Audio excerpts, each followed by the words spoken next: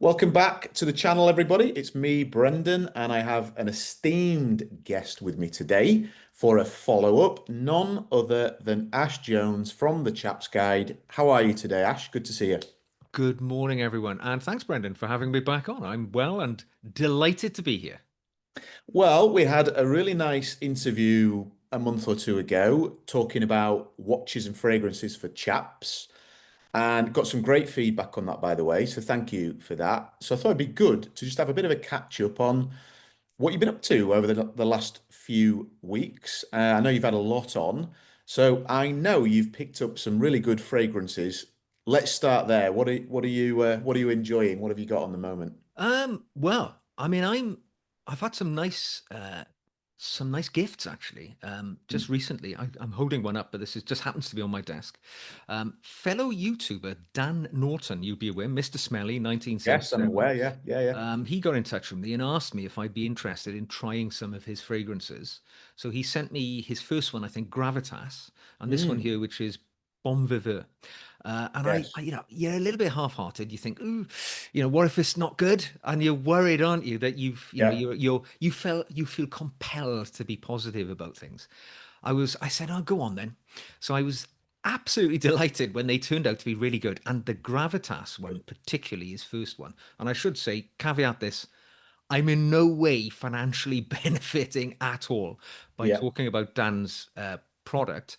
But for me, it's interesting to see the journey into the creation of a fragrance because I didn't know a great deal about it. I do watch Dan's channel from Mm, time to time yeah. because he's Yeah. funny, Likewise. he's witty, isn't he? And Yeah, he is. he's Yeah, yeah. rather humorous, self-effacing humor, which I quite like. Yeah. And there are not many Brits who do what he does, talking about fragrances. Yourself, obviously, not included.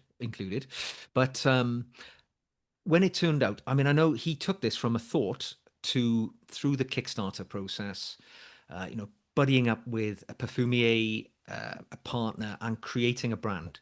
Which I know he works full time. He's got a quite intense job as well. He Mm, obviously creates huge amounts of content for YouTube. mm, So went to see the product going from that, and I was really surprised. I mean, I shouldn't have been. He wouldn't have made crap, but I was really mm. surprised at the quality of the offering. Even things like the bottle, and I know it makes no difference. It's all about the smell at the end of the day, but there's an impression which is formed by the product in your hand, isn't it? And Sure. I was very pleasantly surprised. I mean, Gravitas, which is on my uh, uh, bedside cabinet because I use, I put it on in the morning. Yeah. It's quite a fresh, crispy, quite a green fougere. It's quite a nice Yes. masculine fragrance. Bon Vivre, a bit more of a summer fragrance, a bit lighter, a bit of a more Yeah. barbershop-y one. But yeah, they've been a nice revelation. I've So yeah, heard really good things about those fragrances. I tried to get them delivered to Spain, and there were some slight issues, I think, and maybe we can overcome that. But he's all about the fougere sort of classic sense, isn't he? Which is I love that as well. mm. So I'm sure I'd like them. If you knowing that you like things like Roja and things like that, I Yeah. think you would. They are a natural relationship between the both that I've Yes. tried. I mean, I'd like to try all of his fragrances in time because I think Mm. they're really quite approachable price as well. They They're are. around about the £100 mark. There's always some sort of Yeah. discount running. Yeah. And I think, I mean, if you look what you can get for that, you're talking Chanel type price point.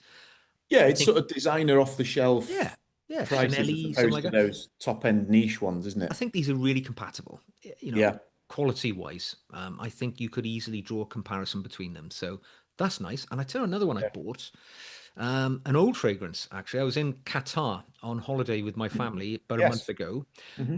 transiting through Doha airport, and I just had loose money in my pocket. I went into the duty free and I picked up a bottle of Clinique Happy for Men. Yes. It was like I know it. 25 quid, something like that, nothing. Yeah. Like an orange fragrance, isn't it? Oh, Orange blossom. super orange. The bottle Yeah. is orange, the box is orange, and it is Yeah. orange in essence. Mm. And I thought, it's hit and miss. You know what it's like, but it's so cheap. You're taking a shot in the dark. But I Mm. thought to myself, any fragrance that's been around for 26 years can't be crap because it wouldn't last that long. Mhm. And I was really pleasantly surprised. It's a light, Nice. fresh, crispy, citrus oriented fragrance, which is perfect for those sort of Yeah. muggy, hot, cloying days that you get. Certainly, we've had some super hot Yeah. weather in the UK just lately, and it's what I've reached for because it's just a nice, clean fragrance, I and a love good that. price Yeah. too, which is Yeah. nice. It shows you what the margins are in this industry though, doesn't it? Of like, I mean, a good example is Clinique Happy on that orange citrus at that price. I was in Barcelona the other day and I went into Louis Vuitton and everybody hypes about Louis Vuitton fragrances. And I went in and sampled a few of them. Imagination, Pacific Chill, and maybe one or two of the others.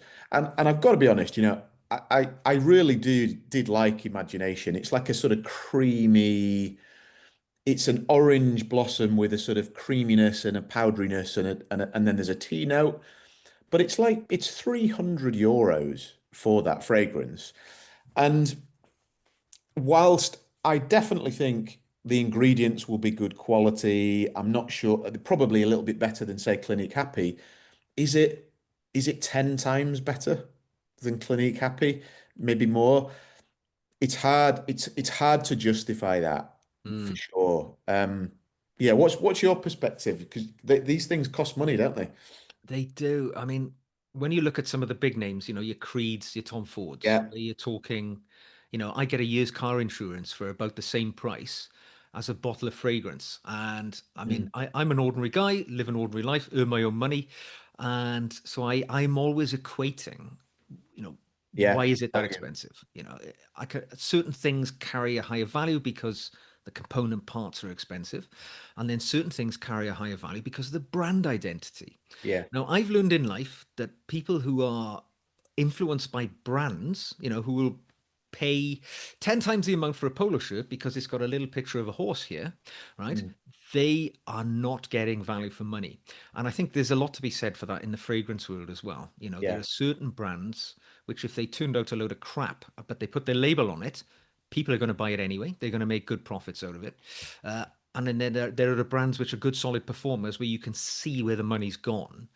So I've never bought a bottle of Tom Ford or Creed because for me, that is beyond the price point that I'm prepared to pay for the return that I get. What's the expression the Americans say? The juice isn't worth the squeeze. Please. Yeah. And that's kind of how I feel about high end, very high end. Because if there was something in there, like it's something really special, the component parts were demonstrably highly Yeah. expensive, like Yeah. mermaid's tears or, Yeah. powdered Yeah. unicorn horn or something like that. Sure. I get it. I get where the price is, but that's not the case, is it? And that's the issue. Rarely, yeah. Yeah. Yeah. Well, I mean, we had a chat on the last call about Roger, and one of my very, very favorite fragrances is Apex by Roger. And I know you checked that out. You I went into the did. Burlington Arcade.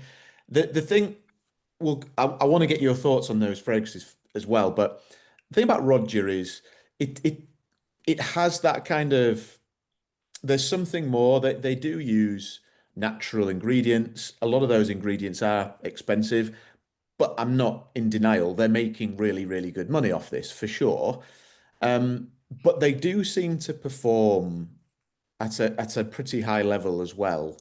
And yeah, there's definitely a brand pull for me with Roger. It's might be my favorite fragrance house. And I'm more inclined to pay that because there's the British element to it. There's the kind of Burlington arcade vibe to it. But yeah, how did that go? You popped in, didn't you, and had a sample of some of those? I did. So after our last chat, I found myself strolling down Burlington Arcade. I recognized the shop, so I popped in. There was a lovely chap in there. I was the only customer, and I said I recently heard that Apex was. So he took me through the whole range. Yeah, I have to say, as soon as I smelled Apex, I thought this is a fragrance I could get on with. It's yeah, exactly the fougere, strong, yes, fresh, green fragrance green, yeah. that I love. In fact, it harked a bit back to like 90s, which is what I It's like in got that fragrances. power to it, Yeah, hasn't it? it had strength. Masculinity. A lot of emphasis on the British, which he was barking up the right tree with me because I'm a big supporter of Yeah, in in nation products. If I can buy something where I know its origins, I feel better about it. organic products as well inside the Mm, component parts, which I thought even better. mm. If you tell me it's a synthetic, laboratory made oil, I'm not going to be interested in it because Yeah. it doesn't excite me. But if it's Mm, something which you can say is an organic oil which has been produced from, the lavender which has been squeezed, I can tell you the field it's come from. You think, yeah. okay, I'm on board with that because I can see where the money is, and I'm happy to pay for something which is clearly of good quality. And I got that feeling with Roger. I thought, yeah, I mean, this is. I can see why they're in Burlington Arcade. It's the perfect Yes. place for them. And if I was ever going to splurge $300 for a fragrance, it will be at their door. Definitely not at Creed or Tom Ford, Yeah. because they've got that relationship. And the guy could not be more effusive about the Mm, product. I mean, this wasn't a mm. sales agent pushing crap out. He really wanted to get me on board, and I walked out laden with samples because I said, Did "Look, you? Yeah. Nice. I'm not going to buy one now. I was walking to a meeting, and I wasn't going to carry a bag with me." But he said, take this stuff away, fill your pockets, and I've used it a few times since, and I'm very impressed. I mean, Nice. yeah, that could tip me over the more That could tip expensive you over. category. Yeah, yeah, yeah. Well, when we do our next one, we'll see. We'll see if you caved and pulled the trigger on the Roger. That's Well, you know what? If I review it on the channel, it's tax deductible. exactly, So exactly. Bonus. 20% off immediately, isn't totally. it? And then let's talk watches then. So, what have you been up to there? And is there any new purchases? Any things that you're particularly enjoying on your wrist at the moment? Well, at the moment, I'm wearing a Pepsi. I know you Lovely. did Pepsi. a Nice to meet video on you. Yeah. Pepsis the other day, and I found that Mm. really interesting. Yeah. Merely because I just like the fit. You probably know this. Different times of year, different watches fit differently depending on the temperature and how your body reacts to that. And I just find that this Pepsi on the Jubilee, it just glorious in Yeah. the summer months. I So actually, comfortable. That. I rarely wear it in the winter. Actually, I'm that Mm. fickle. I tend to wear a Datejust in the winter or a Cartier, but Mhm. loving Mhm. this one right now. I did buy a new watch, but it wasn't for me, sadly. I'm kind of at an impasse in my watch world at the moment. Personally, there Mm. is nothing within reasonable financial viability, which I feel really strongly drawn to. But what I do like is sort of classic elegance. And I was only talking to my wife the other day. I got into the world Cartier maybe 18 months ago, Yeah. and I'm Yeah. really attracted to their Art Deco style, their classic lines, and the Yeah. fact that they are a little bit more stylish and a little bit more Yeah. elegant. Absolutely. Yeah. And I've been a Rolex man for a long time prior to that. And when you've moved to those more stylish watches, you start to then identify that Rolex is actually rather industrial and chunky in appearance. So I Can said be. to my wife wears a 31 millimeter Datejust, and has done for many, many years. Suits her perfectly, with a silver dial with diamond dots. So it's a pretty standard one. Lovely. And I Yeah. said to her, "How do you fancy something a little bit more stylish?"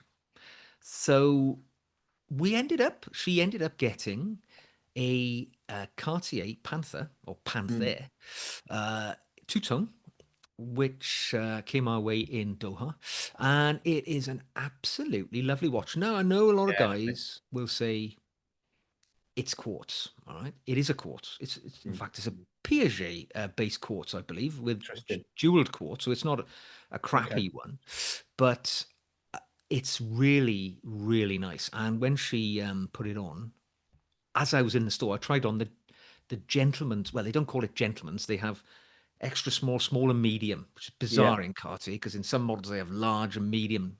Mm. Anyway, the gentleman's one is the medium. They don't have a large, but they call their biggest one a medium, which is confusing. Yeah. But I tried on their gentleman's size in solid gold, and I absolutely fell in love with it Did myself. you? So I Interesting. have to Yeah. say, I mean, I like the slenderness of it. Was that what was that? Was that the Santos or No, no, the Panther. the Panther? Yeah. Yeah. The, new, Interesting. Yeah. the Yeah. Yeah. Yeah. medium has been re-released within the last last year or so, I think, in the Panther. So they didn't have a men's size in the Panther the Mm-hmm. last few years, but it's recently been re-released. And I tell you, it's really nice. I mean, Is the it? bracelet, quality of the bracelet I mean, I know it's all about bracelets with Cartier anyway, but it conformed to the wrist. I'll send you some pics actually of it on my wrist. Yeah, Um, I mean, obviously for me, anything in solid gold is going to look good on your wrist. But they do it in two tone and stainless as well. I think the yeah, stainless is about 5 grand, which feels a lot for a quartz watch in stainless steel, but it's not a watch. It is pseudo jewelry, I yeah. think. Piece of So jewelry. it's that tightrope between, is it a timepiece? Is it a piece of jewelry? Is it a work of art? I Yeah, think it's somewhere across all of those. In the Venn diagram, yeah. you've got Panther in the middle. I agree. Cartier do it so well, don't they? And they really come back in the last 3, 4, 5 years. I mean, if you look at the kind of the stats on the sizes of these Swiss companies, obviously Rolex is the giant, but Cartier is now the number two watch manufacturer on the planet in terms of revenue. And actually, I found that quite surprising because in my world, I never looked at Cartier for the first probably 10 years of being interested in watches. It was just too feminine or too small and not a Rolex or not an Omega or not a Breitling. But I've bought a couple of vintage pieces, not expensive either. I bought a lovely tank, um 1980s tank, quite a small watch, and I paid maybe I think I paid 1,500 euros from a collector in one of the groups that I'm in here in Barcelona.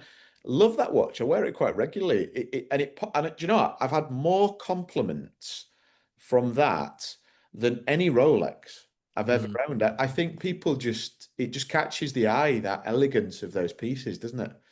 Oh, totally. I mean, last week spent a few days at a history festival in the south of England, and Mm. it was very totally middle class. I mean, it's a history festival in Middle Yeah. England. It's all people of a certain age. I camped there actually. It was a multi-day event, Okay, yeah, nice. and during the course of the event, you tend to. I noticed that everybody kind of was. I was probably one of the younger folks there, but everybody clearly they'd come from quite a wealthy background, affluent location, and it's the sort of thing which attracts people of that nature. So I was quite interested to see the people what they were wearing on their wrists, and you Mm. see the odd AP Royal Oak stuff like that. Every other guy I sat next to was wearing a Rolex, but Mm. and that in a way degrades its specialness. I think when Yes. everybody is actually wearing one, I think it degrades its Yeah. Yeah. its sort of star value. But one thing I noticed, a hell of a lot of people were wearing Cartiers, Were they? and Interesting. they're definitely very strong in the market. And I wouldn't have realized if you hadn't have said that they've probably overtaken Omega. Mega, yeah. Yeah. But certainly, I think they're shifting stuff because they're a lifestyle brand, aren't they? They're not just wristwatches. That's We go right. into a Cartier boutique, and we went into quite a few lately. You can buy everything from trouser belts to, Yeah. you name Luggage. it. You name it. Yeah. If Yeah. it's a And luxury fragrances. fragrance, their fragrances aren't too bad, No, actually. they're quite good. Yeah, They're not I bad. got one Certainly the on men's Sabbatical. ones. Yeah, yeah, I do like them. But yeah, so you're buying into a lifestyle, I think, not just a wristwatch. And I think the Cartier name, Royal Warrant yeah. Holders, Yeah, they have the cachet over a long time, which gives them a leg up on just a watch brand, I think, which is what yeah. we're seeing. Well, I think the other thing as well is other than Rolex that make, as you said there, the 31 mil and the smaller sized, Cartier really are the other brand that cater for women. Mm. Yeah, you don't see women wearing Amigas, do you? Like No. I can probably never recall seeing a woman wearing an Amiga. And I think Cartier, without question, have got a large market share of the female watch buying audiences. They've done that really well because of the elegance, the jewelry component, and now I think it's turning men's heads into what's. I watched couple you'll be I'm sure familiar with these. I watched Donnie Brasco, the film the other day, Yeah. and also Mad Men, the series, the box set. Love that. And in Donnie Brasco, the the gangsters, when they go to Miami, they've got the kind of Cuban shirts on, and they're all wearing Cartier tanks. Yeah. And that's a blast from the sort of 70s, 80s, whenever that era was, where men just used to rock those watches. And I think we're seeing that slight rewind in purchasing Yeah. preference at the moment. And I love it. I love it that Yeah. people are being a bit more intentional about. I mean, Mm. we've got a bit of a thing, me and my wife now, because if we're going out, like we're going out on the weekend, and I would say to her, what you're wearing, what is it, a smart event, or if it's some Mm. friend's house or whatever, and she said, oh, it's a Cartier night, Yeah. opposed to a Rolex night, and it's a sort Interesting. of Yeah. code for, okay, I'll put something nice on then. This is a Yeah. special one. Yeah. Yeah, Yeah. and I think that's Cartier occupy that space. I mean, yeah, you wouldn't wear a Cartier, if you were bloody staging an expedition up the Amazon, you would wear a Rolex. But Mm. then how many of us stage expeditions up the Amazon? I know. It's Yeah. I'm pleased to see it. I'm pleased to see it.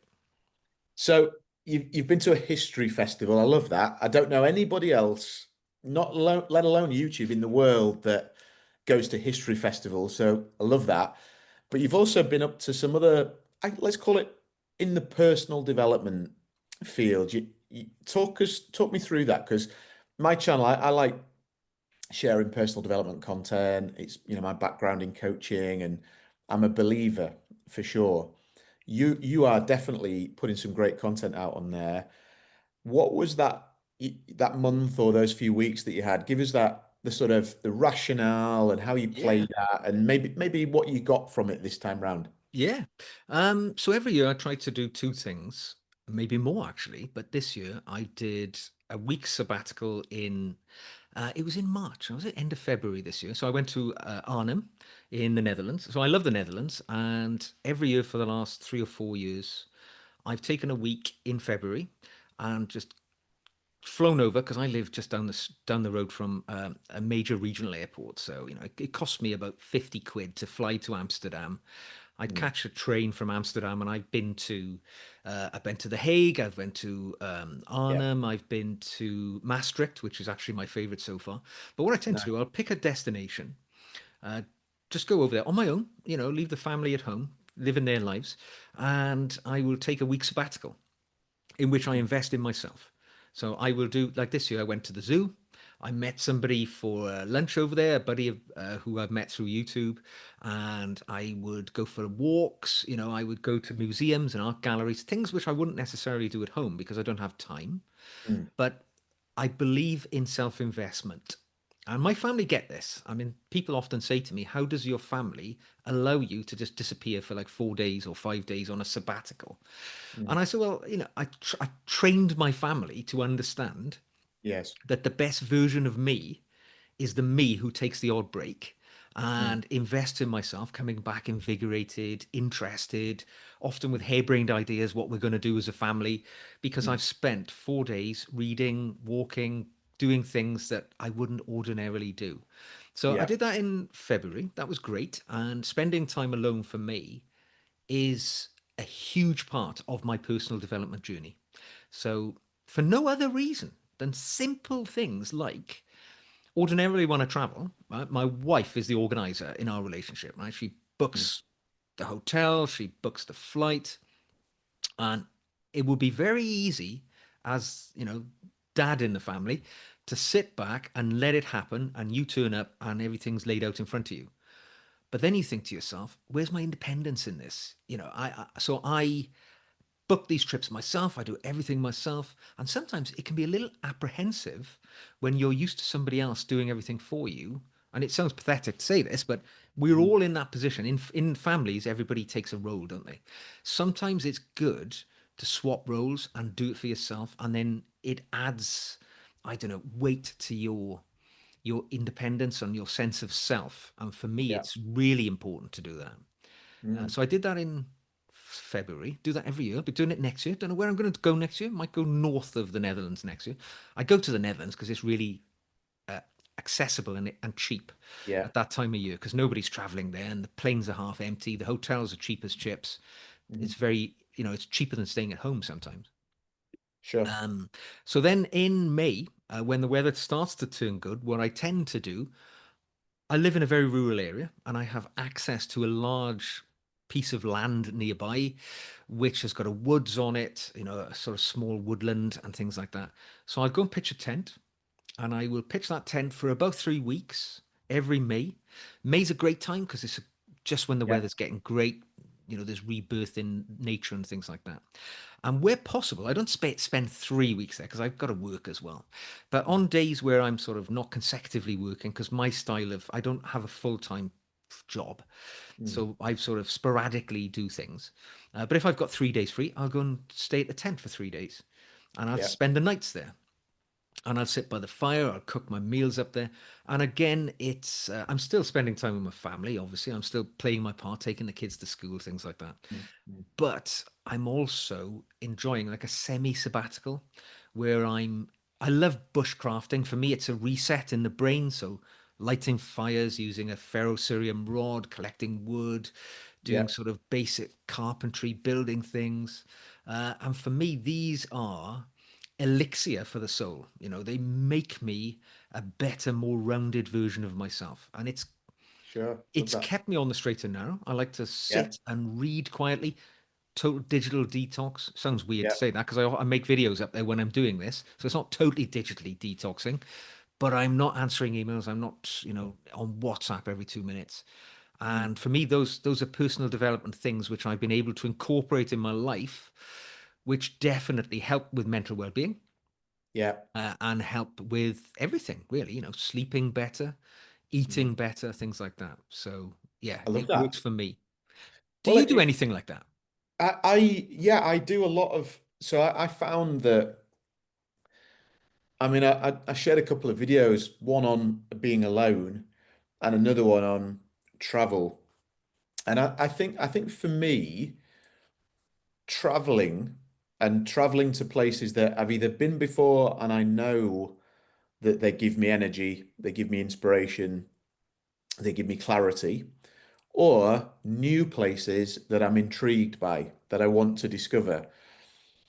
I think it is critical for me personally, and there's a sort of dual impact.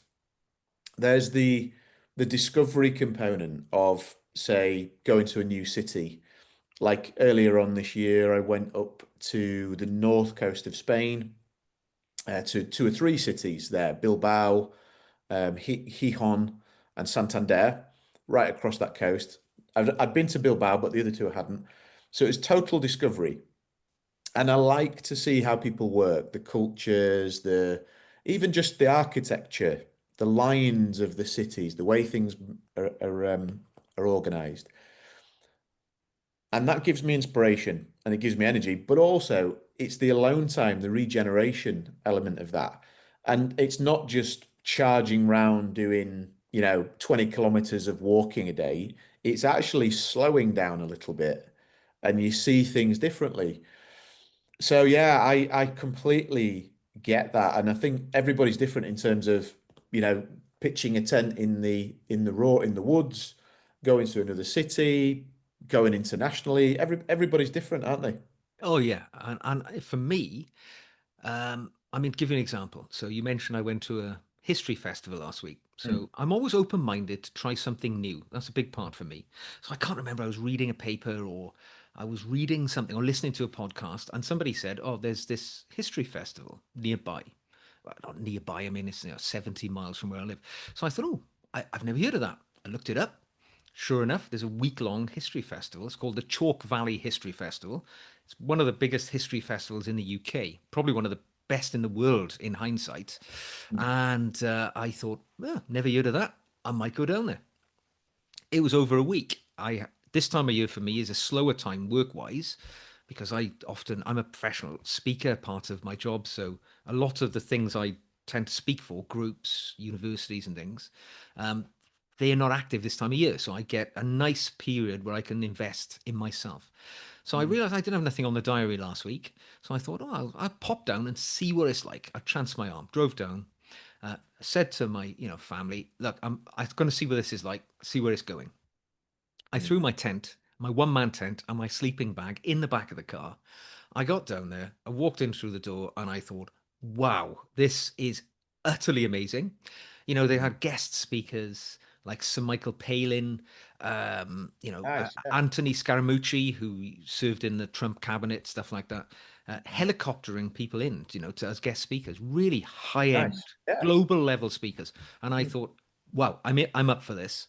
mm. I went up to the campsite, which was full, and I said to the fellow up there, any chance? I want to stay one night in the tent. He said, yeah, yeah, I'll fit you in somewhere.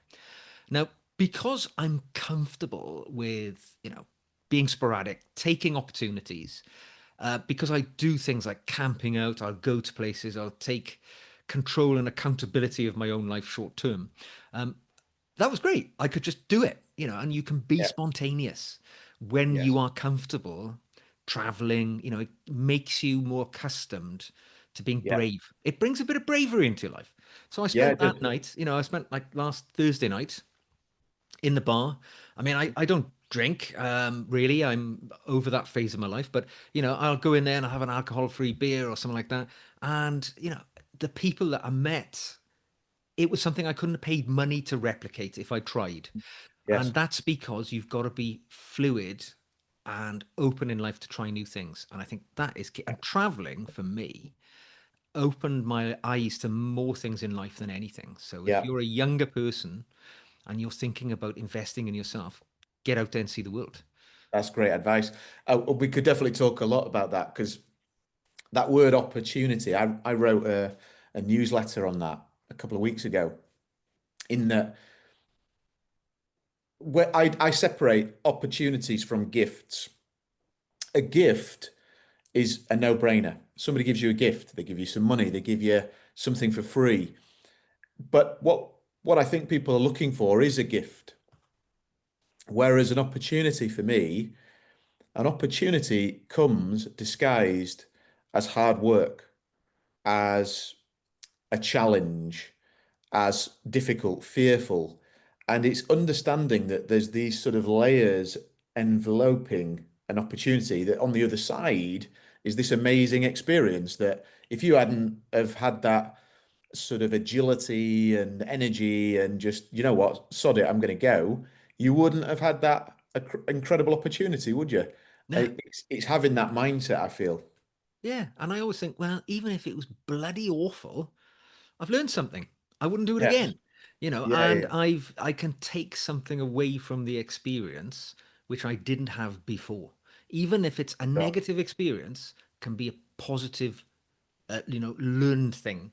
So yeah, I mean, Right, I've got mate. a 15-year-old son, so he's at the phase of life now where he's starting to take on board these things, Mm, and he is very much.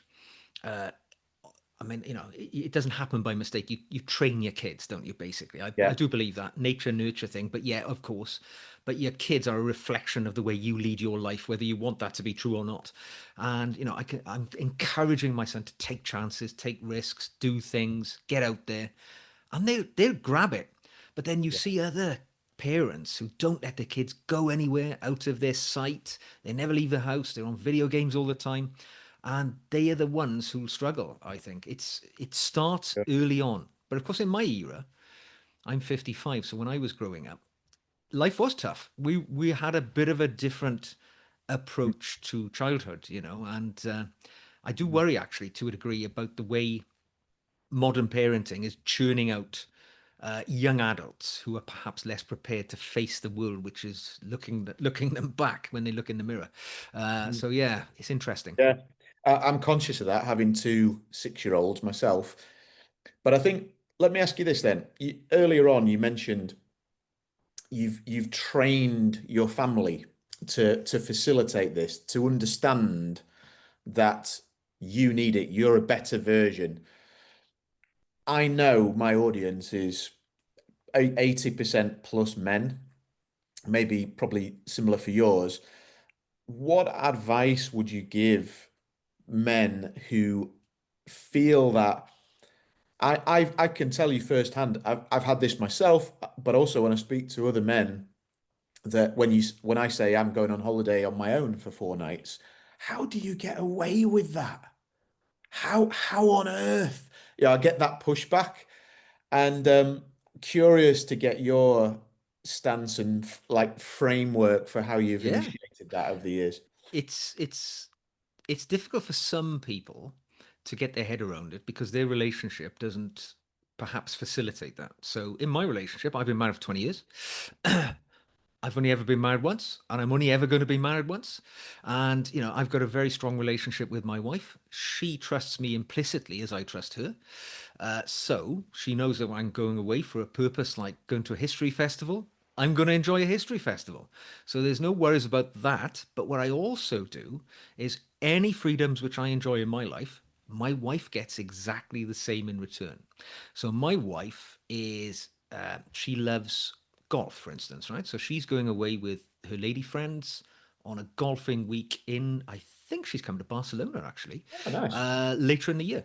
And, last year she went to Vienna for a few days with her friends. She often goes to Mallorca because the family have a Lovely. place in Mallorca which we can access. So she goes away with her buddies. They go away on trips, events, and stuff like that. And I've no concern about that at all. So any man who says, "How does your family let you get away with that?" My retort would be, do you extend the same privileges you have to your wife? And if Yeah. the answer is no, of course not, that's where their problem lies. It is Yes. equality in the relationship. And my son sees that as well. So he looks at his parents, he sees mum going away on a golfing week, dad going away to, I call it a sabbatical. It's basically a bit of a break somewhere else. Yeah. Sabbatical is a fancy word that people who want to take holidays on their own call it. But, he sees me doing that and he sees me coming back invigorated, full of ideas, things I've seen and done. And he learns that that's the way that relationships work. Not, the husband who would go away on a rugby trip with his mates, but he would never countenance his wife going away with her friends because Yes. that's not right. A wife doesn't do Yeah. that. It's give and take. Right? Everything in life is give and take, and my relationship's totally equal with Lady Jones, and we of course do most things together. So we know how each other ticks, and she Yeah. knows that the best version of me stems from doing the things that I do, and I know that the best version of her is to allow her to do. My wife is she's heavily into horses, right? So she's an equestrian. We got a couple of horses. They live out the back of the house in the land behind us. And she invests an enormous amount of time in horses. She goes riding and, doing all these things. And Mm. I don't get it. I don't get it at all. They're Yeah. vast beasts that frighten me.